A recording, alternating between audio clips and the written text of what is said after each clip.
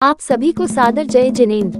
आप देख रहे हैं आपका अपना लोकप्रिय यूट्यूब शांतिनाथ चैनल। मंगलाचरण का प्रारंभ होने जा रहा है। एक छोटी सी प्यारी सी बच्ची है, उसके आने से जब वो स्टेज पे चढ़े जब भी आप लोगों को तालियां बजानी है, और जब आपको पसंद आए उसका मंगलाचरण तब भी जोरदार तालियां बजानी है। जय बोलिए समय सागर जी महाराज की, जय बोलिए मुनि पुंगव श्री सुधा सागर जी महाराज की, जय बोलिए श्री मुनि श्री शिव सागर जी महाराज की, जय बोलिए आरिकमा ज्ञान सुज्ञानमती माता जी की, दयामती माता जी की।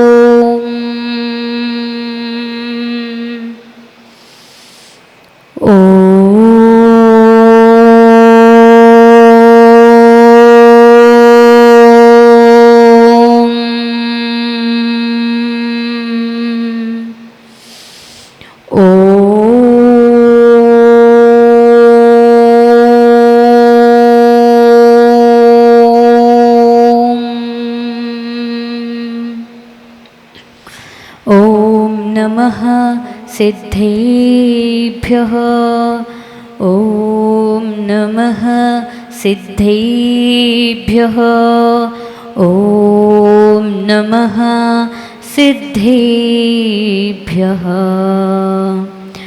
नमो अरिहन्ताडं नमो सिद्धाडं नमो आयुर्याडं नमो वज्रायाडं नमो लोये सौवसाहूडम्।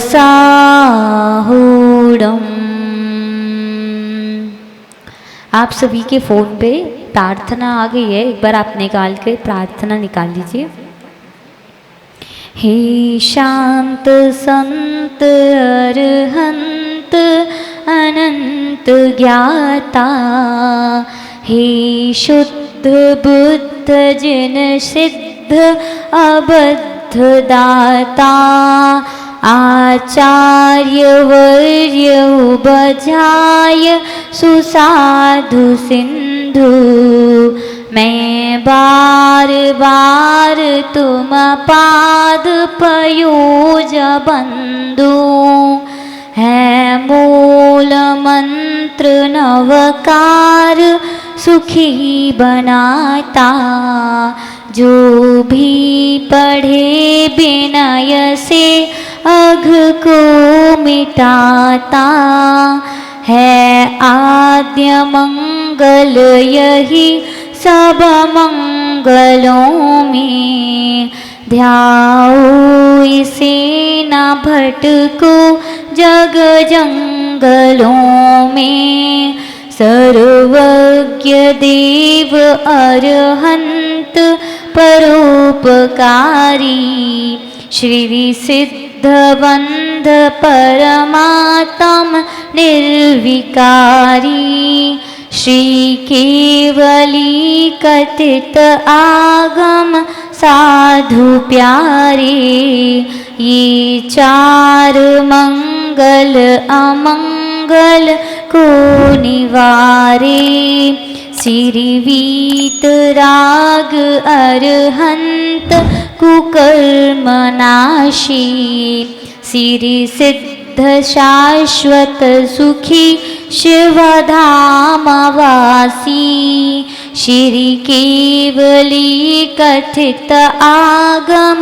साधु प्यारे, ये चार उत्तम अनुत्तम शेष सारे, जो श्रेष्ठ है शरण मंगल कर्म जेता, आराध्य है परम है शिव पंथ नीता, है वंद्य खे चरणरों असुरों सुरों के, विध्याय पंच गुरु हम बालकों के, ये ध्येय पंच गुरु हम बालकों के।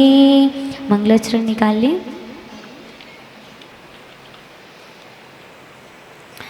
प्रणिपत्य वर्धमानं प्रश्नोत्तररत्नमालिकां वक्षे, नागनरामरवन्द्यं देवादेवाधिपं वीरं। बोलिए आदि ब्रह्मा आदि जनेश्वर देवादि देवी खजराट श्री आदिनाथ भगवान की, सूर्यनगर के मूल नायक 1008 श्री शांतिनाथ भगवान की, संत श्रोमणी आचार्य गुरुवर से 108 विद्यासागर जी महामुनिराज की, नूतनाचार्य परंपराचार्य श्री समय सागर जी महामुनिराज की, आचार्य श्री ज्ञान सागर गेय सागर जी महामुनिराज की, निर्यापक श्रमण मुनिपुंग श्री 108 सुधा सागर जी महामुनिराज की, मुनि श्री 108 शिव सागर जी महाराज की, आरिका 105 श्री सुज्ञानमती दयामती माता जी की, समस्त आरिका मुनि संघ की। एक बार कल की चर्चा को थोड़ा सा अपन रिवीजन कर लेते हैं। कल हमने कितने श्लोक पढ़े थे? 3 श्लोक। 3 श्लोकों में हमने सबसे पहले क्या पढ़ा? मंगलाचरण। मंगलाचरण किसके द्वारा लिखा है? आचार्य राजर्षि श्री अमोघ वर्ष इस ग्रंथ के रचयिता। ग्रंथ का नाम क्या है? प्रश्नोत्तर रत्नमालिका। इस ग्रंथ के मंगलाचरण में राजर्षि अमोघ वर्ष किसको नमस्कार कर रहे हैं? वर्धमान स्वामी को। ऐसे वर्धमान स्वामी को नमस्कार कर रहे हैं जो 4 विशेषणों से युक्त हैं। 4 विशेषण कौन कौन से थे?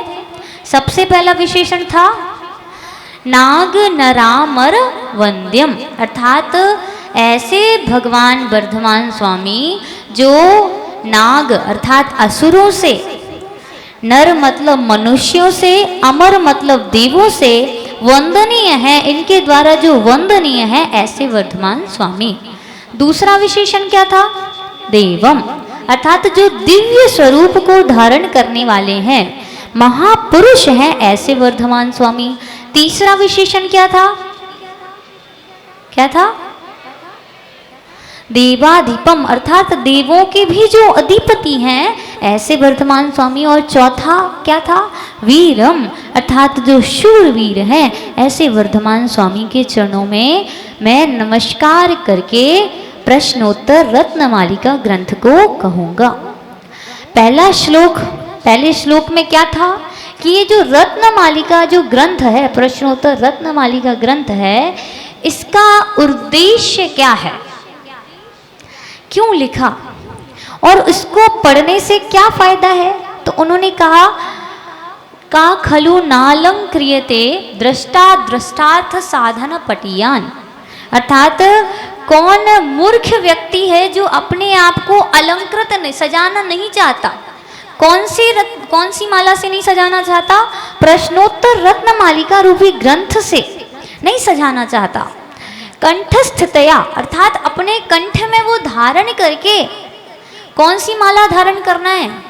प्रश्नोत्तर रत्नमालिका।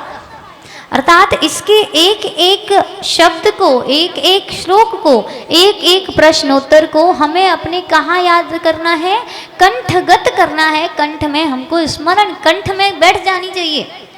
तब तो वो किसका हमारा वैभव बढ़ाएगी, हमारी आत्मा का वैभव बढ़ाएगी। ऐसी वो प्रश्नोत्तर मालिका है। और प्रश्नोत्तर मालिका के द्वारा क्या हमको फल हो रहा है, तो कहा दृष्टा दृष्टार्थ साधन पटियान, अर्थात जो हम देख सकते हैं और जो हम नहीं देख सकते हैं, ऐसे पदार्थों का जो ज्ञान कराने वाला ग्रंथ है, वह कौन सा ग्रंथ है, प्रश्नोत्तर रत्न मालिका। इसीलिए सभी को इसको कंठगत करना है। तीसरा श्लोक पढ़ा। तीसरे में कितने प्रश्न पूछे थे उन्होंने, 3 प्रश्न कल अपने बीच में उद्घाटित हुए थे। पहला प्रश्न क्या था, किम उपादेयम, अर्थात उपादेय क्या है, ऐसी कौन सी वस्तु है इस संसार में जो हमारे लिए क्या है, धारण करने योग्य है, उपादेय है, जिसको हम धारण कर सकते हैं, हमारे प्रयोजन की है वो चीज। तो क्या है, गुरु वचनम, अर्थात गुरु मुख से कहे गए वचन ही हमारे लिए क्या है, उपादेय है। दूसरा हेयम, किम हेयम, हे क्या है, तो उन्होंने कहा क्या है, यह है अकार्यम। शब्द क्या है, अकार्यम। अकार्यम मतलब ऐसे कार्य जो करने योग्य नहीं है। जैसे पाप जो है वो करने योग्य नहीं है। पाप करना चाहिए कि नहीं करना चाहिए, नहीं करना चाहिए, लेकिन हम तो करते हैं, नहीं करना चाहिए। पाप जो है वो अकार्य है, कषाय जो है वो भी अकार्य है, अर्थात जिनसे हमारा प्रयोजन नहीं है, जिनसे हमारी आत्मा का कोई भी कल्याण होने वाला नहीं है, वो सारे के सारे क्या है, अकार्य हैं। तो वो क्या हो गए, हे मतलब छोड़ने लायक, त्यागने लायक। ऐसी वस्तु जो हमारे त्यागने लायक है वो क्या है, हमारे पाप कर्म है। फिर उसके बाद क्या कहा, को गुरु, अर्थात गुरु कौन है, कौन थे गुरु,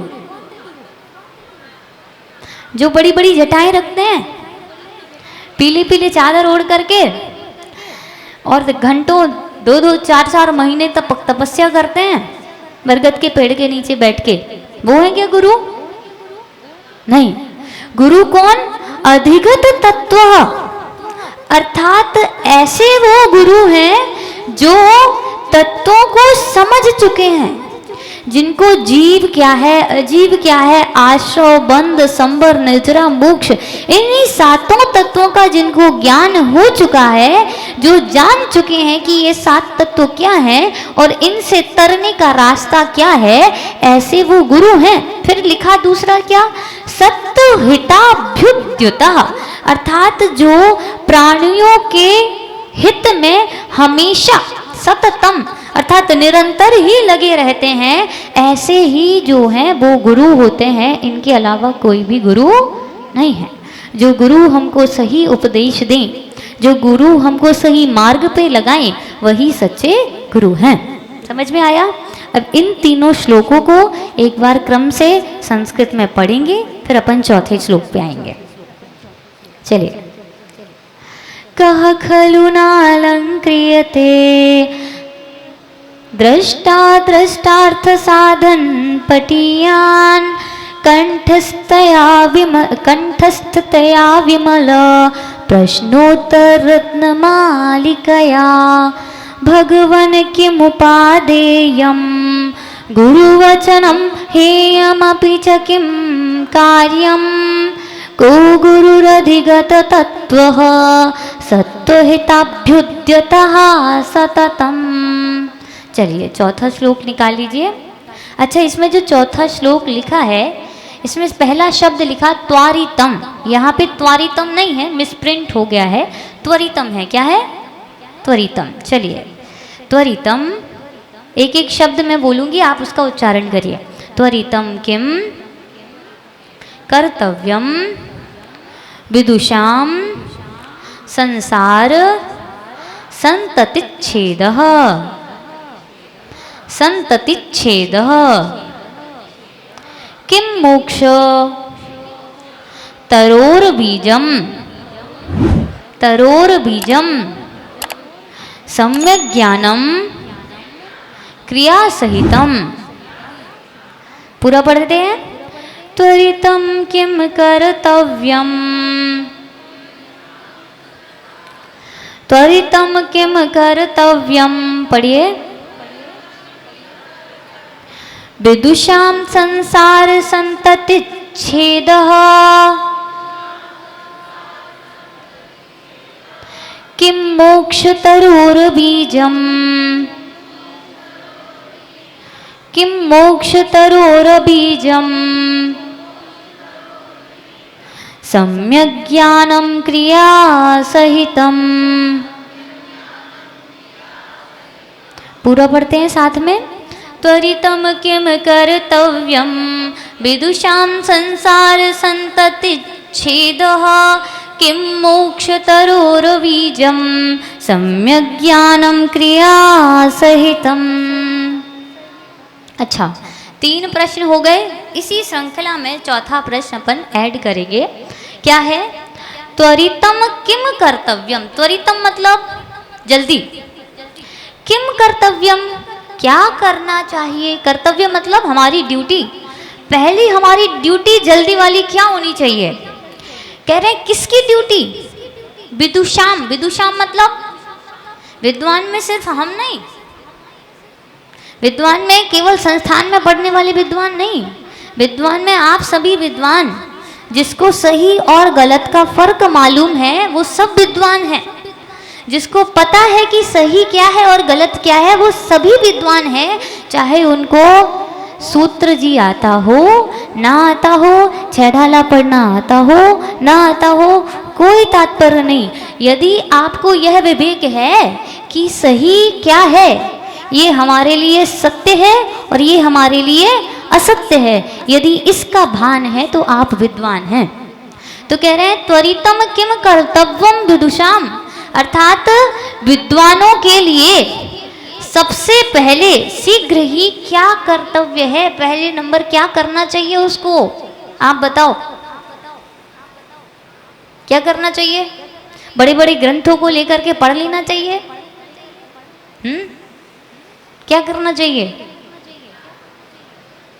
मान लो विद्वान है, हमको समझ में आ रहा है कि ये सही है ये गलत है, तो हमको सबसे पहले क्या करना है?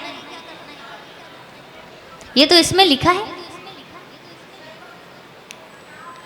हमको सही और गलत मार्ग पता है, हम विद्वान हैं, तो हमारा सबसे पहला कर्तव्य क्या होना चाहिए? सही मार्ग पे लगना। जानने और लगने में बहुत अंतर है। हमको पता है कि उस रास्ते का जो है ये साधन है, और हम सिर्फ सोचते रह जाएं। जैसे मान लो किसी को आईएएस बनना हो, अब वो बैठा है और सोचे कि इसके लिए पूरा एनसीईआरटी का सिलेबस पढ़ना है, ये पढ़ना है, ये पढ़ना है, ये पूरा सिलेबस है, मैंने रख लिया और एक चिपका लिया दीवार पे। अब बताओ मैं आईएएस बन गई? बन जाऊंगी क्या? आप बताओ। उसके लिए क्या करना पड़ेगा? उस मार्ग पे चलना पड़ेगा, उसका पुरुषार्थ करना पड़ेगा। अगर सिलेबस निकाला है तो किताबें भी निकाल के जाननी पड़ेंगी, समझनी पड़ेंगी, और उसको प्रैक्टिकली करना पड़ेगा। तो वैसे ही विद्वान वही है। विद्वान जिसको सही और गलत का फर्क पता है वो विद्वान तो है, लेकिन असली में विद्वान वही है जो उस सही रास्ते को जान करके उस पर चलना प्रारंभ करते। तो उन्होंने क्या कहा? त्वरितम मतलब शीघ्र ही, किम कर्तव्यम क्या कर्तव्य होना चाहिए, किसका? विद्वानों का। विदुषाम संसार संतति छेदम। अब विद्वान है, उसको पता है संसार कैसा है। पहली ढाल पढ़ ली आपने? जानकारी है कि नहीं पहली ढाल की? कि मनुष्य गति ऐसी, त्र्यंच गति ऐसी, नरक गति ऐसी, देव गति ऐसी, सबका जानकारी है कि नहीं है? अब आप मूर्ख कहलाएंगे यदि फिर से उसमें फंस गए तो। आपको पता है ये संसार है, फिर आप विद्वान की कोटि में नहीं आते।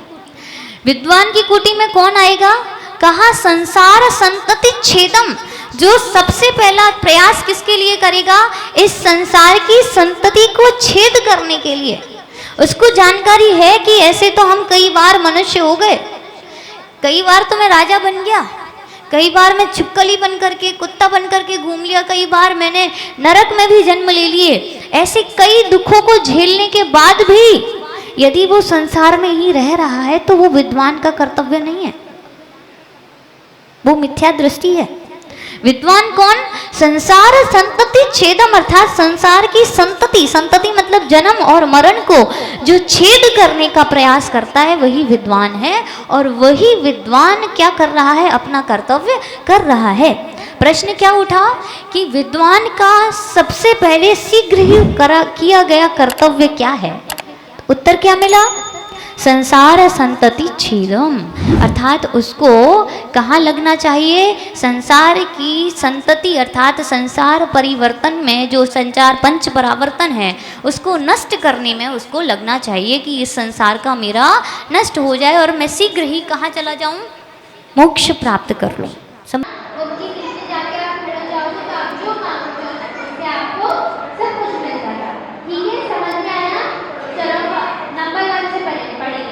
बोलो पहले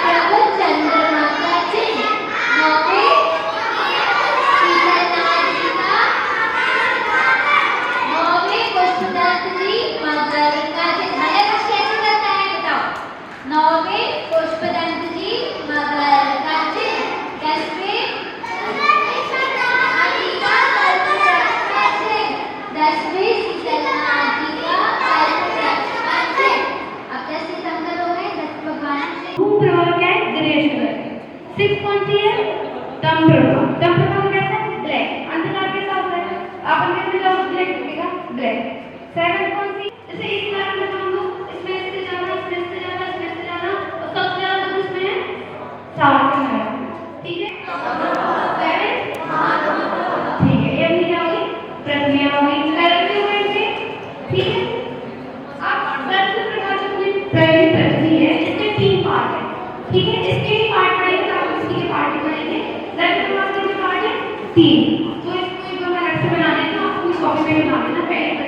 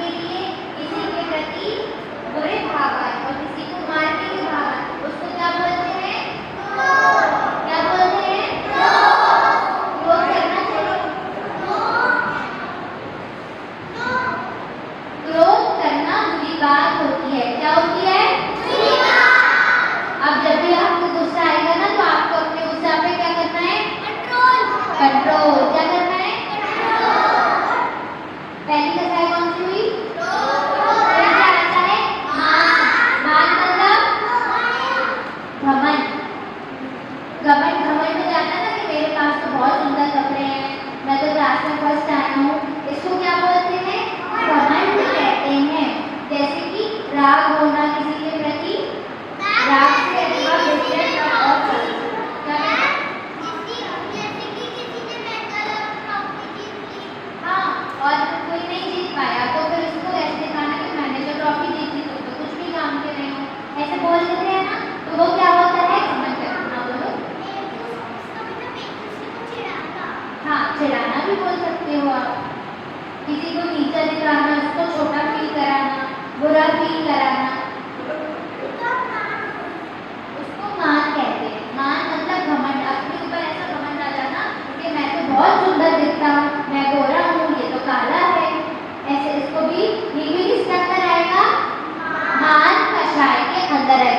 बचाए।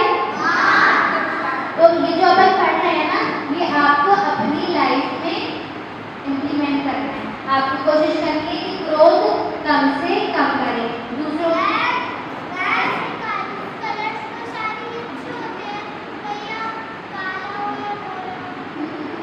बेटर कलर्स तो अच्छे होते हैं, पर जैसे कि कोई दो बच्चे, एक बच्चा बहुत ज़्यादा गोरा है, दूसरा बच्चा बहुत ज़्यादा काला है, तो जो गोरा वाला बच्चा होता है ना, उसके मन में क्या आता है कि ये काला है, मैं इसको कैसे टच करूँगा, मैं इसको हैंडशेक नहीं कर सकता, मैं इसको फ्रेंड नहीं बनाऊँगा।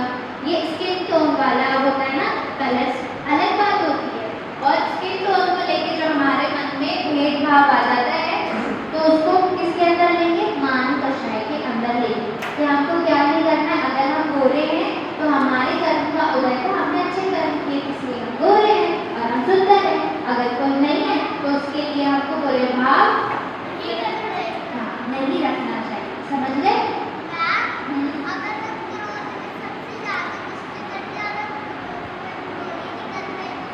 क्रोध कंट्रोल नहीं कर पाए तो पता उसके लिए आपको क्या करना है। अब देखिए दोनों हाथ है, तो जब आपको बहुत ज़्यादा गुस्सा है तो इनको बंद कर, ऐसे मुट्ठी बांधने लग जाती है ना, हाँ इसको ऐसे बांध दिया, फिर जब गुस्सा आए तो इसको हैंड नीचे करके और 1 2 3 4 5 6 7 8 9 10 ऐसी काउंटिंग स्टार्ट करें। आपको किसी को बोलना नहीं है, किसी को जवाब दे देना है। उसके अलावा सेकेंड ऑप्शन क्या है, आप अपने मुँह में पानी भर दो, पानी लिया और पूरे मुँह में भर दिया, ऐसा हो जाता है ना, जब मुँह फूल जाता है फिर आप बोल ही नहीं पाओगे, है ना, समझ गए? तो क्रोध करने से हमको बचना है। बचोगे किसी बचोगे, जो मैंने बताई दोनों चीज़ ट्राई करके देखिए। जब आपको बहुत ज़्यादा गुस्सा है तो आप ऐसे ही उनको मुट्ठी को बंद कर,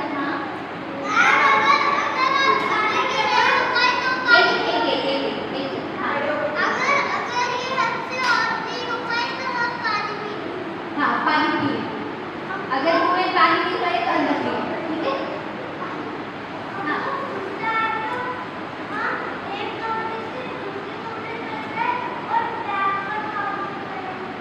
और क्या करें, हाँ बैकवर्ड काउंटिंग करें, ये भी कर सकते हो। पर अगर आप जैसे कि आप स्कूल में हो, आपको अपने बाजू वाले फ्रेंड का गुस्सा आ रहा है, दूसरे कमरे में कैसे जाओगे? वहाँ बैठने से आपको क्या करना, अपनी आइज क्लोज कर लेना, आइज क्लोज ऐसे और इनको बंद कर लेना और काउंटिंग स्टार्ट करना। नहीं 10 से 10 का अगर गुस्सा शांत हो जाए तो 10 तक, नहीं तो आगे कर लेना। 100 से 100 99 98 97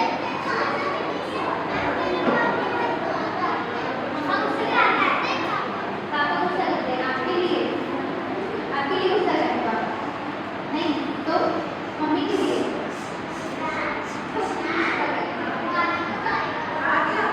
किसी भी प्रकार की इच्छा नहीं है, किसी भी प्रकार की आकांक्षा नहीं है, वो मन सबसे शुद्ध है और वही सबसे पवित्र होता है। मतलब इस संसार में सबसे पवित्र वस्तु क्या है, हमारा मन।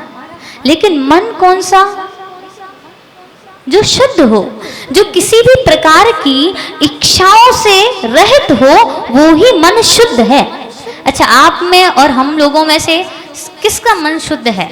एकदम दावे के साथ कौन हाथ खड़ा करके बताएगा कि दीदी मैं बोलती हूँ मेरा मन बिल्कुल शुद्ध है? एक हाथ थोड़ा सा उठा लो, किसी का भी नहीं। मतलब हमारे मन में इतनी इच्छाएं हैं कि हमारा मन शुद्ध ही नहीं हो पा रहा। वही शुद्ध मन ही क्या है, पवित्र है। मतलब हम अभी पवित्र नहीं है और हमारा मन शुद्ध क्यों नहीं हो पा रहा? समय सारजी में एक गाथा आती है, बहुत सुंदर गाथा है, 252 नंबर पे है शायद। उसमें एक बहुत अच्छा उदाहरण उसमें दिया। आप लोगों ने जिम वाले लोग देखे जो जिम करते हैं, आजकल बहुत ट्रेंडिंग चल रहा है जिम।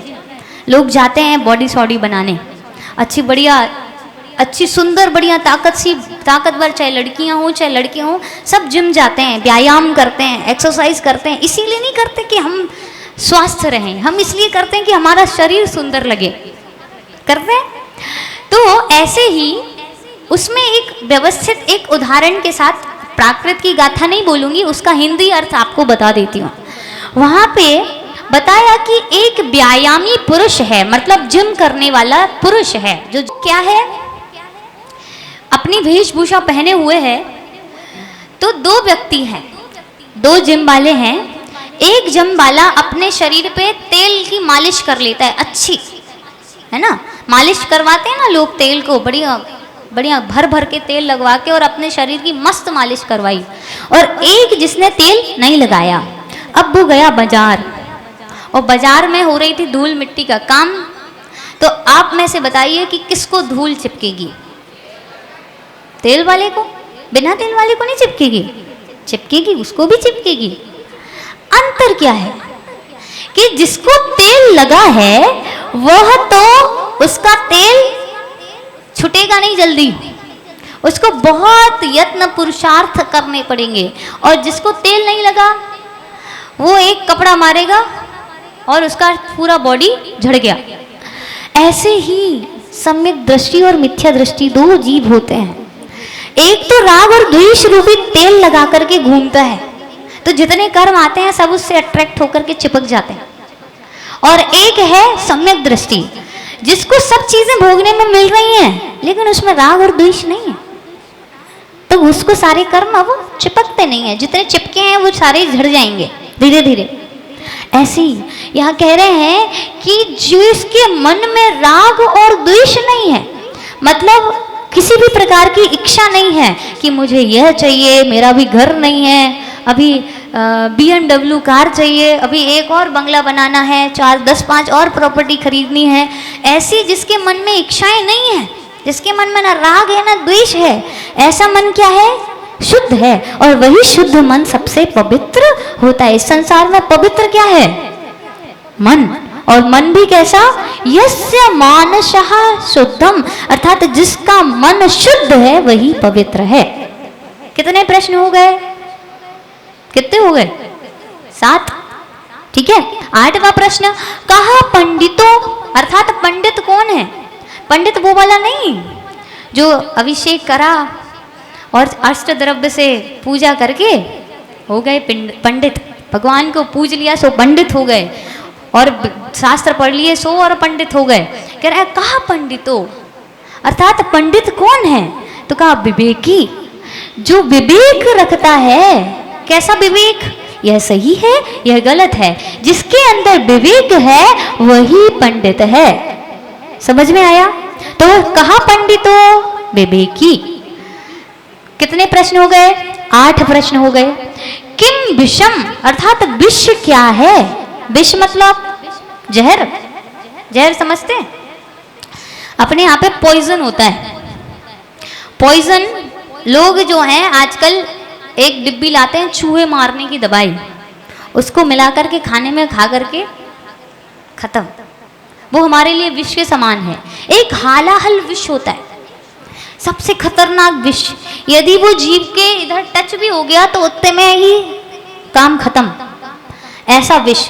लेकिन यहाँ पे उस विष की बात नहीं कर रहे, कह रहे किम विषम, तो कहा अवधीरिता गुरुवः। अवधीरिता मतलब जो गुरु की निंदा करता है वह सबसे बड़ा विष है। गुरु की निंदा करने का फल, आपने सीता सती का नाम सुना है? सुना है? सीता सती रामायण में जो आती हैं, सीता मैया, उनका नाम सुना है? उन्होंने गुरु की निंदा की थी अपने पूर्व भाव में, एक गुरु की निंदा की थी, और उसका फल उनको ये मिला कि जब वनवास उनका पूर्ण हो गया रावण से, जब राम जीत करके सीता मैया को घर ले आए, घर लाने के बाद जब वहां पे वो रह रही थी तो एक अपवाद हुआ। सीता के शील पर प्रश्न उठाए गए कि इतने समय सीता रावण के पास रही, ये शुद्ध थोड़ी होंगी। तो सोचो, गुरु निंदा एक बार की और उसका फल क्या मिला? अपने पूरे परिवार से बिछड़ गई। वो महलों में रहने वाली सीता बन बन दर दर भटकी, वनों में जाकर के राजकुमारों को जन्म दिया। ऐसे फल मिलते हैं, ये सबसे बड़ा विष है। अच्छा, उसके बाद आपने राजा श्रीपाल का नाम सुना है? वो क्यों फेमस है? आपने क्यों, क्या कथा पढ़ी? श्रीपाल को कोढ़ हो गया था। तो कोढ़ क्यों हुआ? क्योंकि उन्होंने पूर्व भाव में किसी गुरु की निंदा की थी। उसका ही फल उनको इतने वर्षों तक, और उन्होंने अकेले नहीं की थी, उनके साथ जो उनके सारे मित्र थे ना, उन सारे मित्रों ने मिलकर एक गुरु के ऊपर लांछन लगाया था, जिसका फल ये हुआ कि कोढ़ लग गया। उसके अलावा भी देखते हैं अपन, एक पत्रकार था, उस पत्रकार ने हमारे दिगंबर साधु के बारे में लिखा कि ये जो दिगंबर साधु जो भोजन करते हैं और जो नीचे जूठन गिर जाती है, उनका जो जूठन है वो उनके भक्त खाते हैं, मतलब हम उनका जूठन खाते हैं, ऐसा किसी पत्रकार ने लिखा। और उस पत्रकार को उसी फल से, उसका जो कृत्य था, उस कृत्य का उसको फल ये हुआ कि वो जेल गया। जेल में जाकर के वो बहुत ताकतवर था, बहुत लोगों ने उसके लिए बहुत ट्राई किया, लेकिन वहीं पे वो इतना रोगी हो गया, और रोगी हो करके वो उसी समय मर गया, मतलब जेल के अंदर ही मर गया वो। तो ऐसे ऐसे फल, तो जो ये विष, जो नॉर्मल विष होता है, ये तो हमें अभी मारता है। अगर हम आप चूहे के मारने की दवाई खा लेना तो हम ये इसी भाव में मर जाएंगे, लेकिन सबसे बड़ा विष गुरु निंदा जो करता है, वो अगले भाव में भी जन्म जन्म में मरता रहता है, उसको बहुत तकलीफ होती है। इसीलिए हमें कभी भी किसी भी गुरु की निंदा नहीं करनी चाहिए, किसी भी मुनि आरिका श्रावक श्राविका किसी की भी हमको निंदा नहीं करनी चाहिए। ये हमारे लिए कैसा है? विष के समान है। समझ में आया? ये पूरे श्लोक में कितने प्रश्न हैं?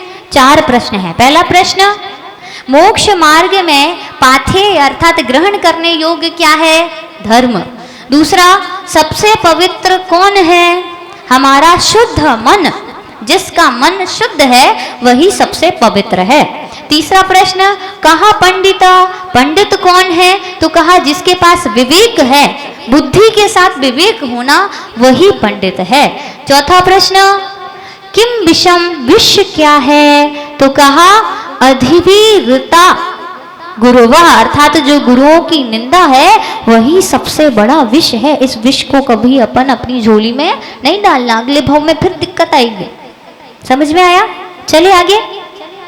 चूंकि अपन को 7 दिन में ये 29 कंप्लीट करने हैं, तो थोड़ा सा तो अपन को ज्यादा पढ़ना पड़ेगा। चलिए निकाल लीजिए 6वां श्लोक। किम संसारे सारम बहुशोपि विचिन्त्य मानमिदमेव मनुजेषु दृष्टतत्वं स्वपरहितयो द्यतं जन्मम्, स्वपरहितयो द्यतं जन्मम्। चलो पढ़ते हैं। किम संसारे सारम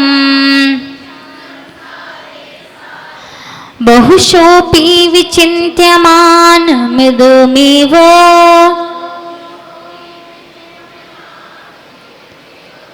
बहुशोपि विचिन्त्यमानमिदमेव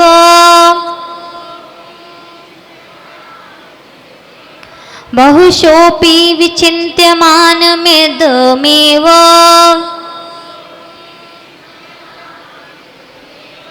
मनुजेषु दृष्टतत्वम्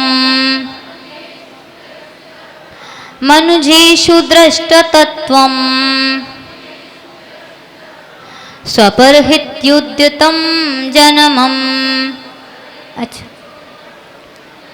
सिर्फ जन्म है ना? स्वपरहित्युद्यतं जन्म, स्वपरहित्युद्यतं जन्म। पूरा पढ़ते हैं। किम संसारे सारम बहुशोपि विचिन्त्यमानमिदमेव मनुजेषु दृष्टतत्वं स्वपरहितयोद्यतं जन्मम्। जन्म फिर से पढ़ते हैं एक बार। किम संसारे सारम बहुशोऽपि विचिन्त्यमानमिदमेव किं मनुजेषु दृष्टतत्त्वं स्वपरहितयोद्यतं जन्मम्। कह रहे हैं किम संसारी सारम। किम मतलब क्या बताया था मैंने? क्या? संसारी अर्थात संसार में, सारम अर्थात सार क्या है, संसार में सार क्या है? तो कह रहे हैं बहुशोपि अर्थात बहुशः मतलब होता है बहुत बार, बार बार भी, विचिन्त्यमान अर्थात क्या, विचरण करने पर भी, है ना।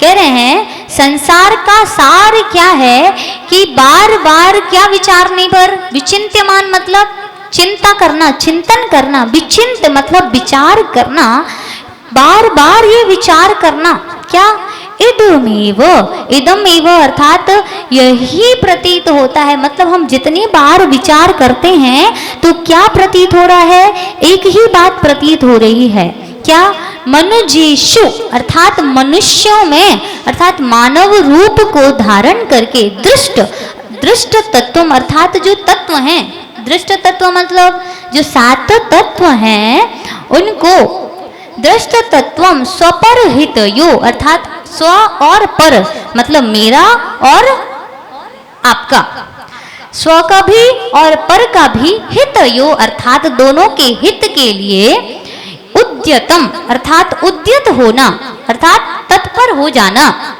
जन्म अर्थात जन्म लेकर। कह रहे हैं कि इस संसार का सार क्या है, आप बताओ संसार का सार क्या है? मोक्ष मार्ग है संसार का सार। लेकिन मोक्ष मार्ग कब मिलेगा? मोक्ष मार्ग जो है कब लगते हैं मोक्ष मार्ग में? देव मोक्ष मार्ग में जा सकता है क्या? देव जा सकता है? पूछ रही हूं मैं। देव मोक्ष प्राप्त कर सकते हैं, त्रियंश मोक्ष प्राप्त कर सकते हैं, नारकी मोक्ष प्राप्त कर सकते हैं, मनुष्य मोक्ष प्राप्त कर सकते हैं। मनुष्यों में भी जो पुरुष हैं वो मोक्ष की प्राप्ति कर सकते हैं। तो कह रहे हैं मनुजेषु दृष्ट तत्वम अर्थात इस संसार का एक ही सार है कि मनुष्य रूप को धारण करके जो तत्व हैं, जो दृष्ट तत्व हैं, जीव, जीव, आशो, बंध, संबर, निजरा, मोक्ष, इनका स्वरूप जान करके स्वपर कल्याण में अर्थात अपना भी और पर का भी, दोनों का ही कल्याण हो, ऐसे कार्य में क्या होना, उद्यत हो जाना, यही संसार का सार है। संसार का सार इसमें नहीं है कि बढ़िया अच्छे अच्छे काम करो और स्वर्ग चले जाओ, फिर स्वर्ग से फिर मनुष्य में आ जाओ। संसार का सार क्या है? मनुष्य रूप धारण करके उस मनुष्य गति में, जैसे अभी हम सभी मनुष्य हैं कि नहीं हैं, हम मोक्ष जाने के लिए अभी क्या है, क्वालिफाइड हैं। जैसे कोई एग्जाम होता है ना, एग्जाम देने के लिए क्वालिफिकेशन लगती है। यदि हमको KVS का एग्जाम देना है तो B.Ed चाहिए। यदि हमको कहीं कॉलेज में प्रोफेसर बनना है तो हमको MA नेट चाहिए, PhD चाहिए, क्वालिफिकेशन है, ये सांसारिक क्वालिफिकेशन है। लेकिन अगर संसार में क्वालिफाइड होना है तो क्या चाहिए? मनुष्य रूप चाहिए। समझ में आ रहा है? मनुष्य होना सबसे जरूरी है यदि इस संसार के एग्जाम से क्वालिफाई होना है तो। अगर इस संसार को पास करके मोक्ष जाना है तो क्वालिफिकेशन क्या चाहिए? सबसे इंपॉर्टेंट योग्यता होती ना कि 12th पास होना चाहिए, ये क्राइटेरिया है। क्राइटेरिया क्या है? मनुष्य होना। दूसरा क्राइटेरिया, पहला क्राइटेरिया हो गया MA, दूसरा क्राइटेरिया PhD। अब PhD मतलब हमको यदि इस भाव से दूसरे भाव मोक्ष में जाना है तो सबसे पहला मनुष्य होना जरूरी है और दूसरा स्वपर कल्याण में लगना बहुत जरूरी है। आप खुद का भी कल्याण करें, तत्वों को ज्ञान करके खुद को जान रहे हैं, खुद को पहचान रहे हैं, तत्वों का ज्ञान कर रहे हैं और साथ ही साथ लोगों को बता रहे हैं, ये भी एक कल्याण है ना। आपने स्टोपदेश जी पढ़ा है? एक गाथा आती है उसमें कहते हैं कि पर का कल्याण भी करना चाहिए और स्व का कल्याण भी करना चाहिए। पर का कल्याण तो हम सदियों से करते आ रहे हैं, कई बार किया होगा कि नहीं। आप लोग यदि आज जिनवाणी का रसास्वादन कर रहे हैं तो इसका मतलब क्या कि आपने कहीं ना कहीं जिनवाणी तो सुनी है, आपने यदि सुनी है। और सबसे बड़ी बात, यहाँ जितने पांडाल में लोग बैठे हैं सब क्या है, भव्य हैं, क्योंकि जो भव्य होते हैं वही जिनवाणी को सुनने का मन रखते हैं। समझ में आ रहा है? यदि हमारे मन में ये भाव आ रहा है कि हमको नमोकार मंत्र याद करना है, इसका मतलब मैं भव्य हूं, मैं मोक्ष जा सकता हूं, मैं उसके लिए क्वालिफाई हूं, मैं उसके लिए योग्य हूं। तो उस योग्यता को और बढ़ाने के लिए क्या करना है, सारे तत्वों को जानना है, उन तत्वों को जान करके खुद का भी कल्याण करना है और पर का भी कल्याण करना है। यही संसार का सार है। समझ में आया? संसार का सार किसमें है कि बहुत बार विचार करने पर एक ही सार समझ में आया संसार का, कि जो मानव रूप धारण करके जो तत्व हैं उनका ज्ञान करना और स्व का भी कल्याण करना और पर का भी कल्याण करना, यही संसार का सार है। और यही तीर्थंकरों ने किया है, यही जितने मोक्ष गए हैं उन्होंने भी किया है। तीर्थंकर कभी अकेले मोक्ष नहीं जाते, देखा है आपने? आप लोग शिखर जी गए हो, अर्घ्य चढ़ाते हैं ना, स्वर्णभद्र कूट पे, संबल कूट पे, आनंद कूट पे, सभी कूटों पे हम क्या बोलते हैं कि ये तीर्थंकर इतने मुनिराजों सहित मोक्ष पधारे। सोचो कितने मुनिराजों का कल्याण उन्होंने साथ में किया, खुद तो गए मोक्ष, साथ में करोड़ों लोगों को ले गए मोक्ष। तो यही संसार का सार है, जो उन्होंने किया है वही हमको करना है। समझ में आया? एक प्रश्न, कितने हो गए? गिनती करो, 10 हो गए? चलो 10 बस करें कि आगे चले? आगे कर लें एक और श्लोक, ठीक। अच्छा है ये अगला श्लोक। अच्छा, बोर तो नहीं हो रहा? सही बताओ, ईमानदारी से, हैं? अच्छा लग रहा है? चलो ठीक है, निकालिए। मदिरेव मोहजनकः कः स्नेह का भव बल्ली तृष्णा को वैरी नन्वनुद्योगः। मदरेव मोहजनकः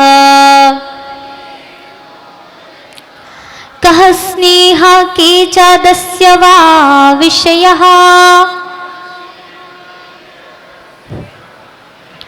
कः स्नेह के चादस्य वा विषयः। प्रश्न कह रहे हैं मदिरेव मोहजनका, अर्थात मदिरा इव मिलन, उसको हमारे राजस्थान में बोलते हैं मतीरा।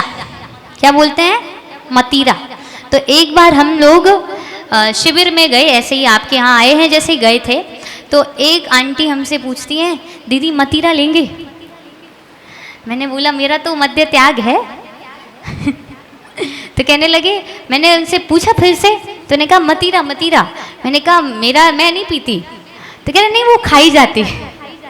मैंने उनसे फिर से पूछा इसका मतलब क्या होता है, तो कहने लगे इसका मतलब होता है तरबूज। ये जो होता है आपके यहाँ इसको तरबूज बोलते हैं।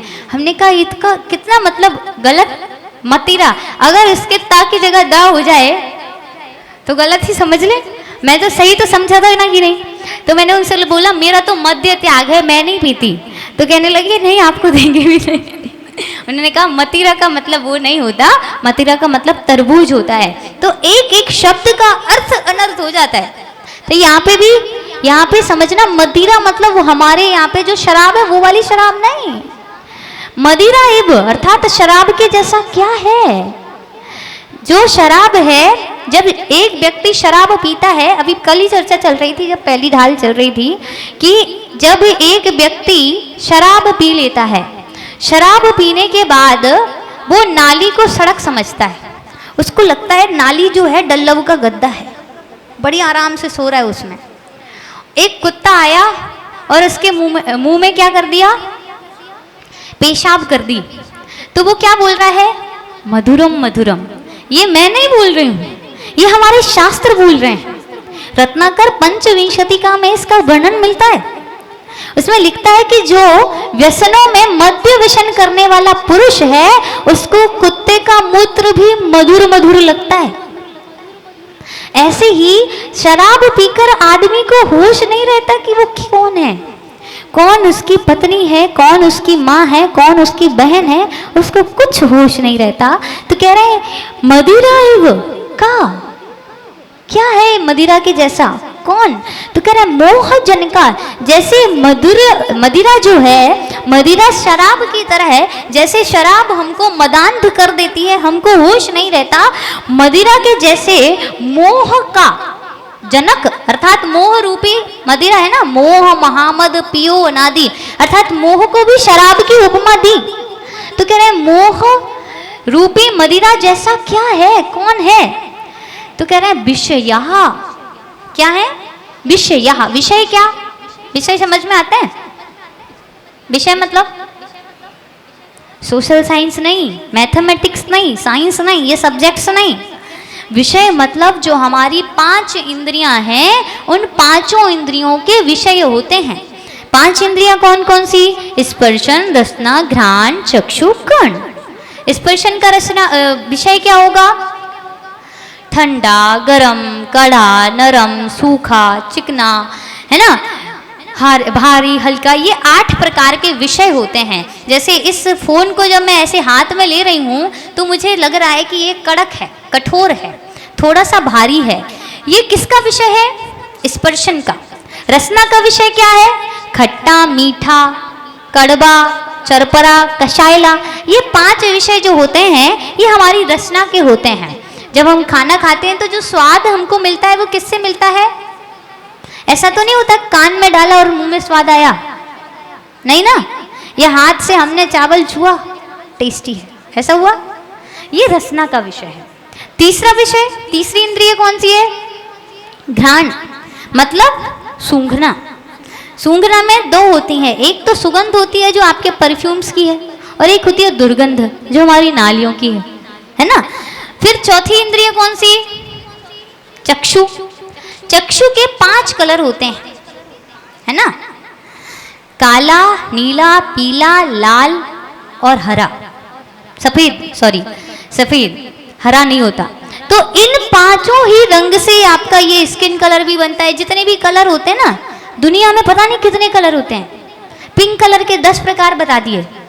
ऐसे ही जितने भी कलर्स हैं ये सिर्फ इन 5 वर्णों से ही बने हैं। ये इस चक्षु का विषय है। कर्ण का विषय क्या है? शब्द जो हमें सुनाई दे रहे हैं, वो शब्द हमारे कर्ण का विषय है। तो कह रहे हैं मोहजन का क्या, अर्थात जो शराब के समान जो मोह है उसका जनक कौन है? जनक मतलब क्या होता है? जनक मतलब होता है पिता। जननी मतलब माता और जनक मतलब पिता, अर्थात इसको पालन पोषण करने वाला कौन है इसका? तो कहा विषय, अर्थात जो हमारी इंद्रियों के जितने भी विषय हैं वो सारे के सारे हमें मोह उत्पन्न कराने वाले हैं। समझ में आया? फिर प्रश्न क्या है? कहा स्नेहा, क्या कहा? स्नेहा। यहाँ पे कह रहे हैं कि जो स्नेह है अर्थात विषय से जो अनुराग है, जो विषय है वही मद के या मोह के जनक नहीं है। उन विषयों से अनुराग होना, राग होना। जैसे हमारे ठंड लग रही है, बात को समझना, मोह कहाँ आ रहा है? मोह कहाँ आ रहा है? ठंडी का समय है, हमको हमारे स्पर्शन से मोह है कि नहीं है? हमने तुरंत अपने कपड़े, अपने बदन को ढक लिया। गर्मी लग रही है, तुरंत एसी चालू कर लिया। हमको अच्छे अच्छे गाने सुनने में बड़ा मजा आता है, खराब गाने नहीं सुन सकते। अच्छा अच्छा खाना चाहिए, अच्छा अच्छा सूंघना चाहिए, अच्छा अच्छा सुनना चाहिए, अच्छा अच्छा देखना चाहिए। तो ये सारे क्या है? विषय ही तो हैं। इन विषयों से अनुराग ही हमारे मोह का जनक है। यही हमको क्या कर रहा है? मोह से मदमस्त कर रहा है, और यही मोह हमको क्या कर रहा है? संसार में घुमा रहा है। यही मोह हमको क्या कर रहा है? जैसे शराब हमको हमारा खुद का रूप भुला देती है कि मैं कौन हूँ, वैसे ही ये मोह जो है हमको भुला देती है कि हम एक शुद्ध जीव हैं, हमको मोक्ष भी जाना है। तो ये सारी चीज़ें मोह से ढकी हुई हैं। और मोह का जनक कौन है? स्नेह। स्नेह मतलब विषयानुराग। समझ में आया? स्नेह विषयानुराग। आगे चलते हैं। केचा दस्यावह विषयः, कह रहे हैं कि दस्यः, दस्यु शब्द सुना है? दस्यु, दस्यु मतलब डाकू, चोर, है ना? चोर क्या करता है? क्या करता है चोर? खाना खाता है, चोरी करता है ना। चोर का काम क्या है? चोरी करना। वैसे ही कह रहे हैं केचा दस्यावह, अर्थात चोर कौन कौन है? चोर कौन से? जो हमारे आत्मा का धन लूटते हैं वो चोर हैं। हमारे घर का धन लूटने वाले चोर हैं कि नहीं है? तो फिर हमारी आत्मा के भी तो धन लूट रहे हैं ना। अनंत दर्शन, अनंत ज्ञान, अनंत सुख, अनंत वीर, ये हमारा क्या है? धन है। और इसी धन को जो लूट रहा है वो क्या हो गया? चोर हो गया कि नहीं? तो कह रहे हैं चोर कौन कौन है? तो कहा जो संसार, कह रहे हैं दस्यावा विषय, जो विषय है वो चोर हैं। और विषयों का अनुराग क्या हो गया? मोह हो गया। मोह क्या है? विषय से अनुराग होना। और विषय क्या है? चोर हैं, जो हमारी आत्मा के धन को लूटते हैं। दो प्रश्न यहाँ पे खड़े होते हैं। सबसे पहला प्रश्न क्या? समझ में नहीं आ रहा? थोड़ा सा फोकस करो। समय बहुत हो गया है, मुझे पता है।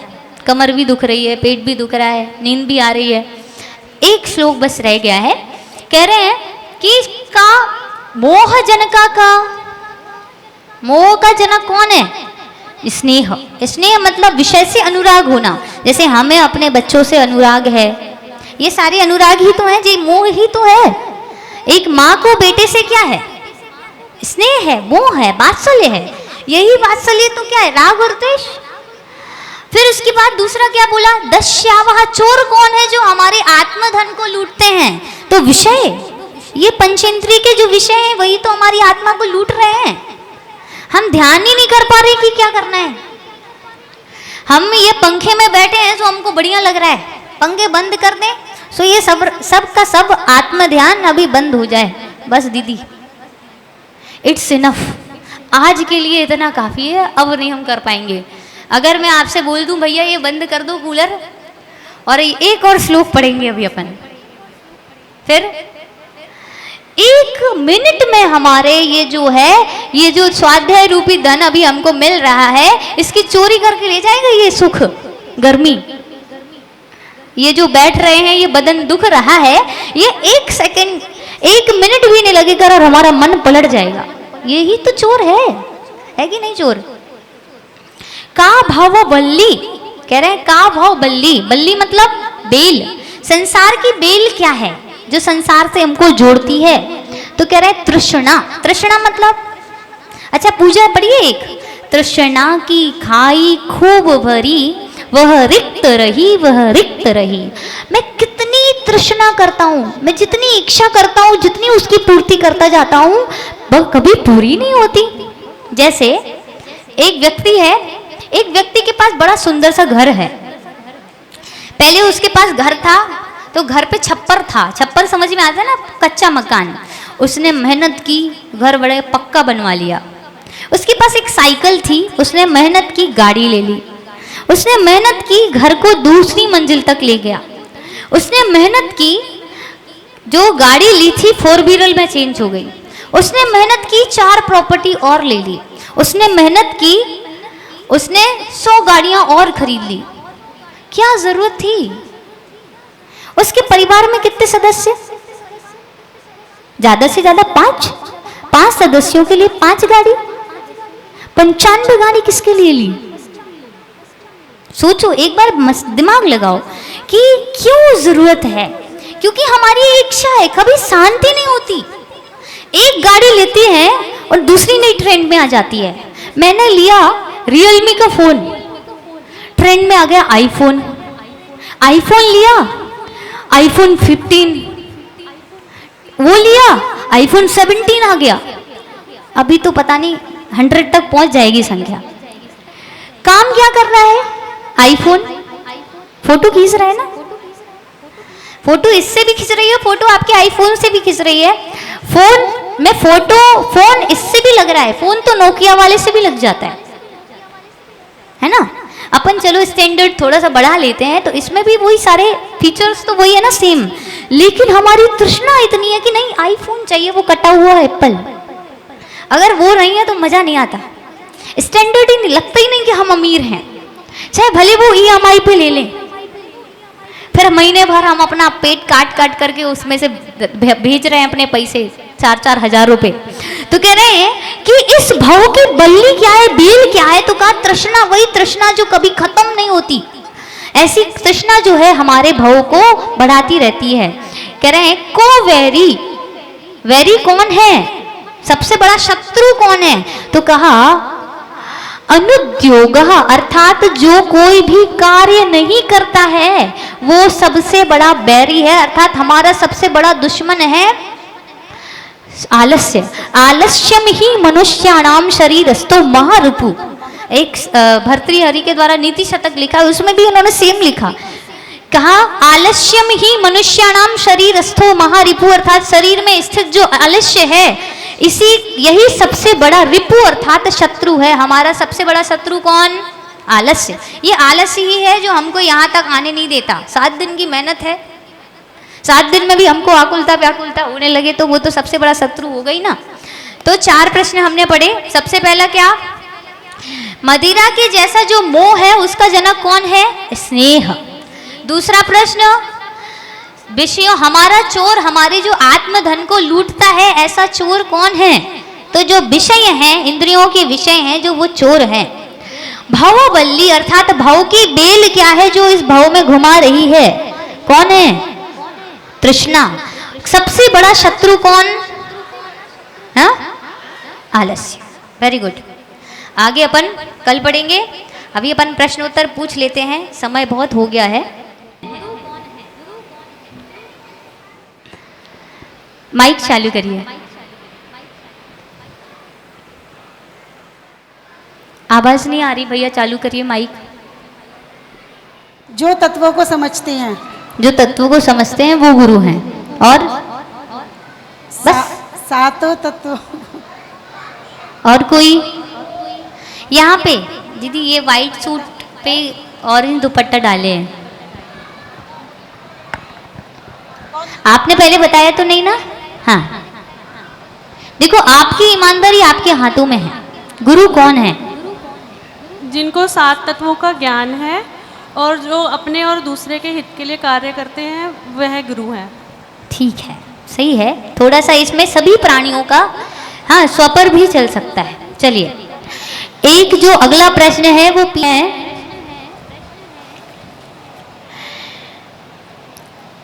कि ये जो मोक्ष रूपी पेड़ है उसका बीज क्या है, मोक्ष रूपी पेड़ का बीज क्या है। में ज्ञान सम्य चारित्र मोक्ष मार्ग। ठीक है। अगला प्रश्न का सार क्या है, संसार का सार क्या है, मोक्ष। बस इतना। इस एक प्रश्न का उत्तर एक श्लोक में है पूरा। वो अंकल सबसे लास्ट में जो दीदी, वो लास्ट में अंकल है ना,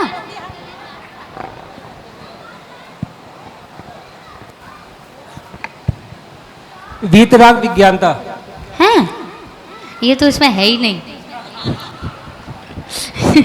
संसार का सार क्या है, हाँ वो ग्रीन वाले सूट में जी। तत्वों का ज्ञान होने के बाद पर और अपना और पराये के हित का ज्ञान होना ही संसार का सार है। सबसे इम्पोर्टेंट चीज तो बोली नहीं। इस संसार में तत्व, मानव जीवन में तत्वों का ज्ञान करने के बाद अपने और पराये के हित का पुरुषार्थ करना ही बिल्कुल मानव जन्म धारण करके और फिर स्व और पर का कल्याण में लगे रहना। Very good. कौन है पंडित, कौन है, जो विवेकी हैं वो पंडित हैं। Very good. अगला प्रश्न है, मोक्ष मार्ग में पाथेय क्या है, पाथेय मतलब ग्रहण करने योग्य जो है नाश्ता, जिसको मैंने बताया था। आगे आपने बता दिया एक आध बार? नहीं, पक्का? ठीक है। धर्म। धर्म, धर्म ही पाथे है। Very good. हो गए सारे प्रश्न? हाँ।